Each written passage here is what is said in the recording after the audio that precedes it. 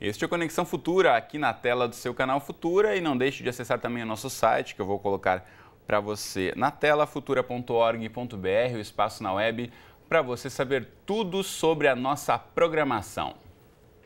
E na última década, de norte a sul, os brasileiros viram os preços de compra e aluguel de imóveis subirem sem parar. Em capitais como Porto Alegre, por exemplo, o valor médio de um apartamento de 2 quartos ficou 4 vezes mais caro. Alguns especialistas chegaram a falar em uma bolha imobiliária, mas agora, se a tal bolha não estourou, parece que começa a desinflar aos poucos. No período de 12 meses, entre fevereiro de 2014 e fevereiro de 2015, o preço médio do metro quadrado no Brasil subiu menos do que a inflação, segundo o índice FIPZAP, que acompanha o comportamento do mercado imobiliário em 20 cidades brasileiras. A variação foi a menor registrada desde 2011. Os preços dos imóveis no país ainda não estão diminuindo, mas já dão indícios de que, como torcem muitos compradores, podem agora ficar mais em conta. Será este, então, o momento para deixar o aluguel para trás e efetuar uma compra? Ou é melhor esperar? É o que vamos discutir no programa de hoje. Então, para essa conversa, recebemos aqui no estúdio o Gilberto Braga. Ele é professor de Finanças do IBMEC Rio de Janeiro. Gilberto, bem-vindo à Conexão mais uma vez. Tudo bem? Tudo jóia, é um prazer retornar. Prazer é nosso em recebê-lo aqui. Também conosco no estúdio está o Edmilson Godinho, ele é contador e advogado. Tudo bem, Edmilson? Bem-vindo. Tudo bem, obrigado pelo convite. Também conosco aqui está o Leonardo Schneider, que é vice-presidente do Secov Rio, o sindicato que representa os interesses do setor da habitação. Tudo bem, Leonardo? Bem-vindo. Tudo bem, tranquilo.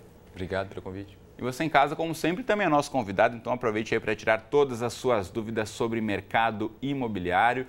Para começar o nosso bate-papo, você sabe, né, que a gente sempre fala aqui no Conexão sobre aluguel, principalmente de casa para morar, apartamento, mas sabemos que o aluguel também do setor aí de serviços, o espaço para trabalhar também tem aumentado, e o Edmilson conseguiu, frente a esse quadro, buscar um espaço compartilhado. Conta para a gente, Edmilson, de que forma você divide o espaço, como é o seu escritório? Sem dúvida. Antes eu trabalhava em empresa multinacional, era contador, advogado e controller, né? Cheguei à posição de controller. E um belo dia, depois de passado essa fase inicial da vida, né? Eu retornei às minhas atividades profissionais de advogado e contador. E me deparei, bom, não tenho cliente. O que eu vou fazer? Vou investir num escritório, gastar 5, 6 mil reais por mês num escritório de aluguel, convencional, né? De aluguel convencional, e eu encontrei uma boa solução em escritório compartilhado, né? Em que você aluga um período, obviamente você tem que combinar o escritório, chama-se também escritório virtual, né? Com o teu home office, né? Porque evidentemente você tem horas apenas disponíveis no escritório, né? Já tem diversos outros profissionais. Mas é fundamental para você ter um endereço, é fundamental para você fazer suas reuniões, porque você não pode fazer isso num home office, né? E, enfim, e acaba sendo mais em conta, então. Muito mais em conta. É um espaço compartilhado, isso é uma tendência no mundo todo. A gente tem percebido aí, pelas nossas pesquisas aqui também, de que no mundo todo existe esse movimento de profissionais liberais, principalmente, que não precisam ter aí o horário completo de aluguel de um espaço, de uma sala, então compartilham o espaço ali que tem um telefone, tem a sala de reuniões, como disse o Edmilson aí, e você marca ali o horário que você precisa e que vai ocupar o espaço, no outro vai ter um outro profissional ocupando, então é uma iniciativa bem bacana e principalmente para reduzir os custos. É uma infraestrutura excelente. A infraestrutura, tipo, administra ali e serve tudo que você precisa. Serve tudo que você precisa. Você tem secretária, você tem fax, você tem telefone, tem internet. Tem tudo. E compartilha os gastos, que é o principal para baixar a conta no fim do mês. Né? Seguramente você economiza aí pelo menos 10 vezes de economia. Muito bem. Bom, aqui no Brasil, como eu disse no início do programa, o IGPM, que é o Índice Geral de Preços do Mercado, ele foi divulgado pela primeira vez lá em novembro de 1947 e é o indicador de movimento dos preços calculado mensalmente pela Fundação Getúlio Vargas. Atualmente, ele é o índice utilizado também como referência para o reajuste dos aumentos da energia elétrica e dos contratos de aluguéis de imóveis, seja residencial ou seja um imóvel comercial. O locatário, então, tem como exigir que o aluguel siga o IGPM ou o proprietário pode cobrar o reajuste maior que esse índice, Leonardo?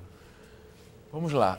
O índice GPM, como você bem falou, é o índice padrão, é o índice que é utilizado e é o índice que o mercado recomenda. Então, todos os contratos hoje de locação, seja residencial ou comercial, eles são reajustados baseado nesse índice GPM. Então, normalmente vem no contrato de locação que o GPM será o índice usado como referência. Será o índice utilizado na renovação, né? Assim, não renovação, desculpa, na atualização do contrato anualmente. Então, é como funciona. Agora, em muitas regiões, a gente sabe, a gente está até mostrando aí algumas imagens de imóveis no interior e também daqui a pouquinho vai aparecer imóveis nas capitais brasileiras. A gente sabe que por conta desse chamado boom do mercado imobiliário, muitos reajustes foram feitos acima do índice do IGPM, né? Agora, se está no contrato, não pode ser feito diferentemente. Agora, se vai ser feito um novo contrato ou se o mercado está muito aquecido, também o proprietário pode colocar um preço maior do que o índice. São questões de mercado, né? O mercado é regulado pela demanda e pela oferta. Então, como você bem colocou, nos últimos anos teve uma valorização, né? A procura aumentou muito. Não é o momento que a gente vive agora. E, naturalmente, os preços se elevaram também. Então, uma coisa é você reajustar o seu contrato baseado em questões de inflação, em apenas atualização, que é usado o GPM. Uma outra coisa é você ver que o mercado valorizou e um ativo que você tinha, na visão do proprietário, por exemplo, um imóvel que você tinha, ele tinha um aluguel que valia, como exemplo, R$1.000, e já viu que do lado o mesmo imóvel, na mesma situação, já está sendo alugado por R$1.500, R$1.600, R$1.700. O que aconteceu no mercado? Em alguns mercados, em algumas cidades, houve uma renegociação, mesmo com um contrato, às vezes, de 30 meses, que geralmente o contrato, como fala a lei do inquilinato, são 30 meses, ele chamou o inquilino para renegociar. Ou esperou o contrato vencer e o inquilino não teve interesse em ficar com o imóvel, houve uma renegociação e aí sim, por valores acima de inflação, acima dos índices, porque foi uma questão de mercado, né? Teve essa valorização. Agora, você disse que não é o que acontece agora, não então agora já está desaquecendo? Não é. Como a gente viu, como você fez bem a abertura, a gente vive um período de ajuste, de acomodação. O que era mais favorável na visão do proprietário, né, onde ele tinha assim, mais inquilinos procurando imóvel, hoje você começa a ver esse poder de barganha, esse poder de negociação, mais na mão do inquilino. Ele passa a ter mais oferta, mais opção, então ele consegue, quem sabe, flexibilizar esse preço, consegue negociar melhor, consegue ter mais opção. Se aquele proprietário não quer baixar o preço daquele aluguel, eu tenho outra opção. De repente, não no mesmo prédio, na mesma casa, mas na mesma região. Então, eu tenho essa facilidade. O mercado hoje começa a ficar mais flexível, né? Muito bem. Agora, esse boom, como a gente disse aqui, da última década, muito teve a ver com os incentivos também do governo em facilitar o acesso à moradia. Agora, por outro lado, no começo desse ano, a Caixa Econômica Federal aumentou no mês de janeiro as taxas de juros do financiamento imobiliário. A mudança afetou quem tem renda acima de R$ 5.400. Segundo a Caixa, não foram alteradas as taxas dos financiamentos habitacionais contratados com recursos do programa Minha Casa Minha Vida, nem do FGTS. Aí eu pergunto para o Gilberto, nosso parceiro que acompanha de perto essa questão do mercado, e a classe média foi a principal afetada por essas mudanças, Gilberto? Foi, mas é preciso entender que quando a gente fala em taxa de juros, a gente está dizendo que praticamente é quase unanimidade das transações imobiliárias no Brasil são feitas através de financiamento, ou seja, as pessoas se endividam no banco para conseguir adquirir a casa própria ou imóvel próprio para qualquer uso. Então, quando existe a elevação da taxa de juros, aumenta automaticamente o custo para o adquirente. Quem vai comprar vai pagar pelo mesmo imóvel uma prestação mais cara. Então, obviamente que isso sacrifica a classe média, que é o foco hoje dos grandes lançamentos dos chamados imóveis prontos nas grandes capitais, sobretudo, e essa classe média, para conseguir comprar a casa própria, vai ter que, no seu orçamento mensal, pagar um pouco mais em termos de prestação mensal. Hoje, o comprometimento médio de renda adotado no sistema financeiro é de até 30% do valor da renda familiar. Então, soma-se a renda de todas as pessoas que compõem a unidade familiar, não precisa ser necessariamente marido, mulher, casado, pode ter filho, agregados, etc. E até 30% da renda comprovada pode ser comprometida com o pagamento da prestação. Essa é a conta que é feita, por exemplo, na Caixa Econômica Federal, quando vai aprovar o financiamento para a aquisição. Entretanto, como nós estamos falando aqui, Christian, o mercado está sofrendo uma modificação. Vivemos uma crise econômica com inflação elevada, as taxas de juros subiram, não é? A economia não vem crescendo, então é difícil, dentro desse contexto, você pagar uma prestação mais cara. Entretanto, por outro lado, essa acomodação de preços permite que, em determinadas situações, o valor final de alguns imóveis já comecem a cair.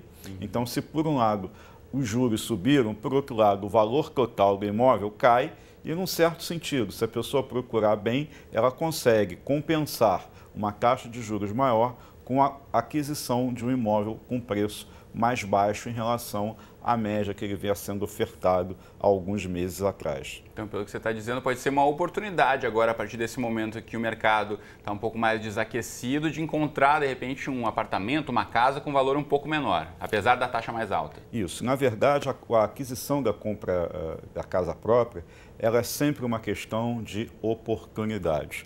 Não existe momento ruim ou momento bom. O momento ruim ou bom é só para aquele que é o famoso especulador, que está ali olhando para a casa própria, não como uma casa para morar, mas como um ativo para investir, como se ele estivesse comprando dólar, ações na Bolsa de Valores ou qualquer outro ativo financeiro. Para quem pretende adquirir a casa própria, não existe momento ruim. Existe sempre um momento adequado para aquela família, para aquelas condições e, sobretudo, de encontrar o imóvel que ela precisa, que vai trazer conforto e felicidade para aquele adquirente. Então, em momentos de crise, como esse que nós vivemos, que é um momento de transformação do mercado, abrem-se efetivamente novas oportunidades. E para quem pretende morar, é sempre muito interessante a compra da casa própria, olhando numa perspectiva de segurança, numa perspectiva de que isso será, de alguma forma, herdado pelos entes familiares, pela tranquilidade que isso traz para o núcleo familiar. Então, dentro dessa perspectiva, a casa própria, efetivamente, é um bom ativo, um bom investimento.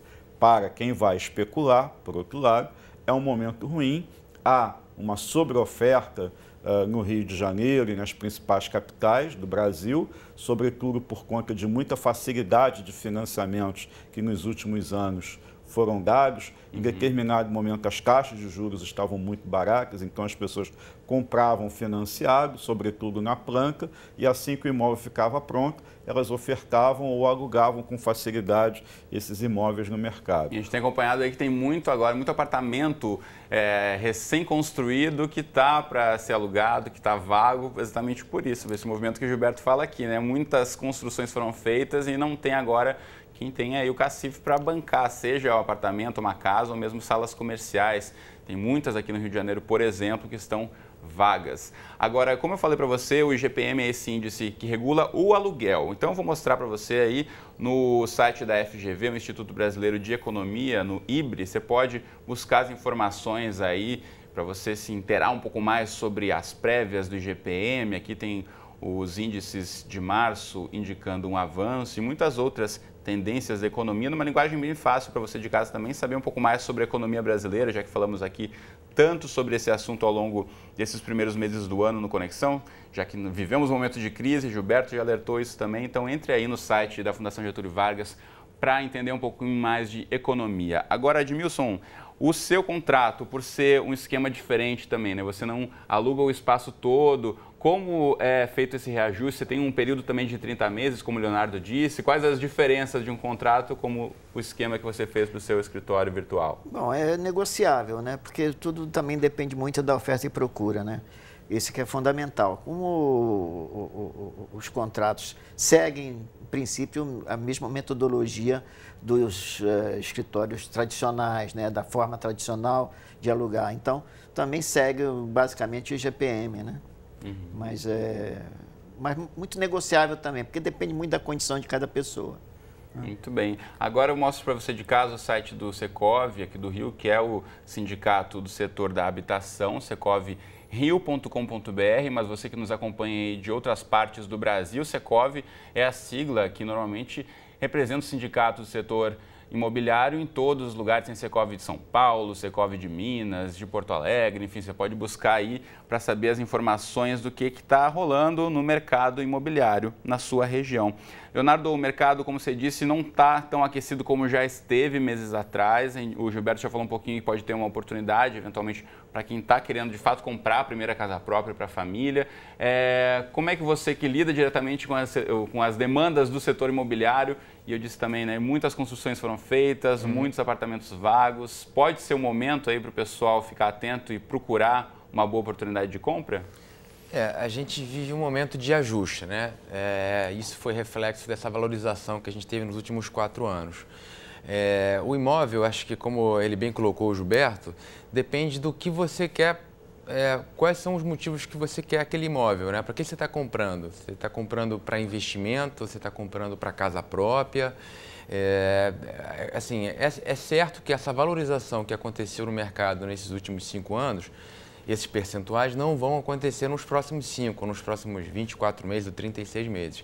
Como eu falei, a gente está nesse momento de ajuste, de acomodação. A demanda começa a ser um pouco retraída, por N motivos, né? A questão de crise econômica, a questão também de você ter chegado a um teto do valor do imóvel e os orçamentos das famílias não conseguem mais absorver esses financiamentos.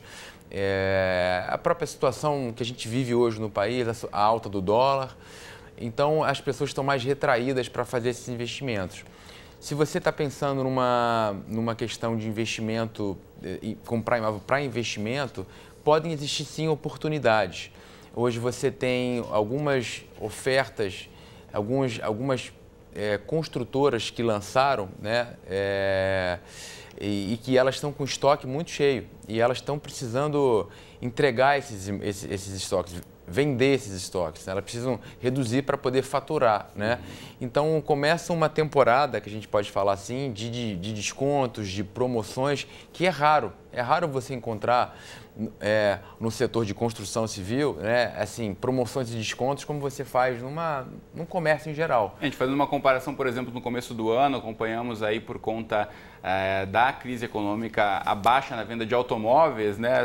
Enquanto você falava, eu imaginava que você pensa naquela imagem que todo mundo já deve ter visto, um pátio de montadora lotado de carros. É o que acontece agora em muitas regiões do Brasil, com muitos apartamentos, prédios recém-construídos, vazios. Então não tem como desovar tão fácil como o valor de um carro. Exatamente, é um então, bem, é um ocupar esses ali, apartamentos. Ocupar, mas e aí, assim, claro que mesmo com o aumento da taxa de juros, como o Gilberto bem colocou aqui também, você pode talvez negociar um preço final e aí você possa ter uma condição melhor, né? Você vendo como um todo.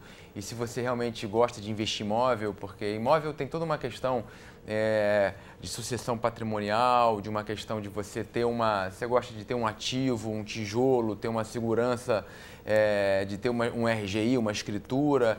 Então, assim, a cultura do brasileiro está muito ligada a investimento em imóvel também, né? Então, se você busca isso, se você tem esse perfil mais conservador, é hora talvez de você negociar, de você procurar esses lançamentos, peneirar bem, né, o perfil do imóvel, imóveis menores, imóveis com menores têm mais liquidez, até para você, se quiser focar numa renda, né, se você quiser alugar para ter uma renda de aluguel, imóveis menores é mais interessante. Então, talvez seja a hora de você não esperar aquela valorização que você encontrou, mas uma hora de peneirar um pouquinho aí e ver alguma coisa boa que possa... Mas como você disse, então, aí para acalmar um pouco os ânimos, não vai aumentar o valor do imóvel como a gente percebeu nos últimos 4 anos, daqui nos próximos 4 não vai chegar esse aumento tão grande. A gente estima o seguinte, que não vai aumentar, e aí se você perguntar, a queda, será que vai cair? É um pouco diferente do que aconteceu nos outros mercados, como os Estados Unidos, há pouco tempo atrás, e Japão na década de 90, o que a gente vê, assim, o mercado brasileiro tem alguns fatores não só técnicos, né? Tem questões de heranças, de históricos, de crises, e o brasileiro é um pouco ressabiado também. Então, isso movimenta muito o mercado imobiliário. Mesmo com essa subida do dólar agora recente, o que acontece? Tem muita gente que, quando vê a economia instável, o dólar subindo, ele procura, mesmo com juros subindo, deixa eu tentar buscar esse investimento imóvel, que imóvel é mais seguro, eu tenho meu imóvel, eu tenho minha chave, eu tenho a posse do bem. Essa questão faz muito parte do imaginário do brasileiro, de ter a casa própria, de ter que ter o imóvel, né? Gilberto, como é que você percebe isso? A gente sabe que em outros lugares comprar o imóvel não é a principal prioridade de muitas comunidades, agora aqui no Brasil ainda é, né? O grande investimento da vida é comprar casa própria. Com certeza. Na verdade, no mercado financeiro onde eu atuo, se você fizer uma conta de rentabilidade, sai mais barato você pagar o aluguel e botar o dinheiro que você vai pagar ao longo de um contrato de muitos anos na casa própria, rendendo. Ou seja, se comparar o mesmo recurso da prestação rendendo numa renda fixa tradicional de baixo risco, num banco de primeira linha, contra o que você vai gastar para ter o aluguel, no final das contas, sobraria dinheiro na aplicação para pagar todo o aluguel ao longo de 25 ou de 30 anos. E aí o dinheiro que sobra poderia ser usado para o lazer ou para outros investimentos. Essa é uma conta estritamente financeira matemática. Agora, tem o lado da segurança, da herança e, sobretudo, numa época de crise, e aí isso explica por que os preços não caem, a tal da bolha, que eu gostaria de falar um pouquinho sobre ela, é que o imóvel ele é o que a gente chama de um ativo real. Ou seja, em momentos de insegurança na economia, você ter a propriedade de um bem físico que pode ser realizado, que pode ser transferido, que pode ser herdado, não é? Ele tem, apesar de não render a renda do aluguel, ele tem a preservação do seu valor. O que não acontece, por exemplo, com as pessoas que compraram ações e veem a bolsa caindo, ou que investiram em dólar e agora estão ganhando muito, e daqui a pouco o dólar pode cair, a bolsa pode subir, e você fica sujeito a essa gangorra do sobe e desce dos ativos do mercado tradicional. O mercado de imóvel não ocorre isso. Você se referiu agora há pouco de que há um estoque, a Secov também, de imóveis vazios, tanto comerciais quanto imóveis residenciais. E a pergunta é, se tem tanto imóvel vazio para ser negociado, alugado ou vendido, por que o preço não despenca e a tal da bolha não estoura? É a pergunta que todo mundo se faz, né? Principalmente quem está procurando um lugar para morar. Por quê, exatamente, por conta de que as pessoas que compraram esses bens, esses apartamentos e essas salas comerciais, não estavam buscando renda, estavam buscando proteção. Então ele pensa assim, para eu ter que alugar a minha propriedade por um valor que não me remunera, eu prefiro deixar fechado. Porque isso ele não comprou para ter a renda necessariamente do aluguel. Ele comprou para que aquilo se valorize, o bairro vai crescer, o Brasil inteiro, as principais capitais estão passando por obras viárias que vão facilitar, digamos assim, a mobilidade. Então, aquela região é uma região de potencial crescimento de valor do metro quadrado em pouco tempo, e às vezes prefere deixar o imóvel dele quieto do que simplesmente parado, sem alugar, do que simplesmente receber um aluguel, às vezes vil, e que deteriora o patrimônio e que ele acha que não é justo para o valor. Pode ser uma jogada, na verdade, estratégica, pensando a médio e longo prazo para o proprietário desse imóvel. E só para completar, se você me permite, a questão da bolha, né? Quer dizer, a bolha para o telespectador, esse termo bolha imobiliária, é uma associação com a brincadeira de criança, ou seja, aquela bolha de sabão que você vai soprando no canudinho, ela vai, de repente ela estoura e exatamente dentro daquela bolha só tinha ar. Então, a crise de 2008 nos Estados Unidos teve muito essa ideia do preço dos imóveis que cresciam, e de repente a bolha estoura e eles caíram 80%, 90% de preço. No Brasil não ocorre isso, porque nós temos, primeiro, um sistema de financiamento com uma estrutura jurídica muito mais segura do que a americana para a atividade imobiliária. E é muito mais conservadora do que nos Estados Unidos. É conservadora. O acesso ao crédito por lá é muito mais fácil. E lá o crédito é praticamente privado, e no Brasil a gente pode dizer, se você somar os dois principais bancos, Caixa Econômica e Banco do Brasil, você tem praticamente 70% do mercado de financiamento imobiliário. Então não quebra, porque é o governo que está por trás. Muito bem. Então, com essa explicação tão didática do Gilberto, a gente vai encerrando o Conexão. Antes, eu quero mostrar para você de casa, já que falamos no começo do programa sobre o índice FIPZAP, acesse aí o site zap.com.br. Você que está procurando um imóvel, ou quer vender, quer comprar, quer alugar, aqui você consegue ter um acompanhamento aí da variação do índice. Aqui nessa subida, por exemplo, mostrando desde janeiro de 2008 até janeiro de 2015. É tudo isso aqui, ó, subiu o valor do imóvel no Brasil desde 2008 para cá. Tá certo? A gente está aqui já com o tempo estouradíssimo. Esperamos ter contribuído para você de casa refletir um pouco mais com muitas informações aí sobre o mercado imobiliário. Obrigado aos três pela presença. Foi um prazer conversar com vocês hoje. Até a próxima. Até a próxima. Você de casa, obrigado pela companhia de sempre. Eu te espero aqui de segunda a sexta, ao vivo, 2h30 da tarde, nas representações, meia-noite e meia, 7h30 da manhã, ou qualquer hora do dia e da noite no site do Futura. Um abraço para você e até a próxima.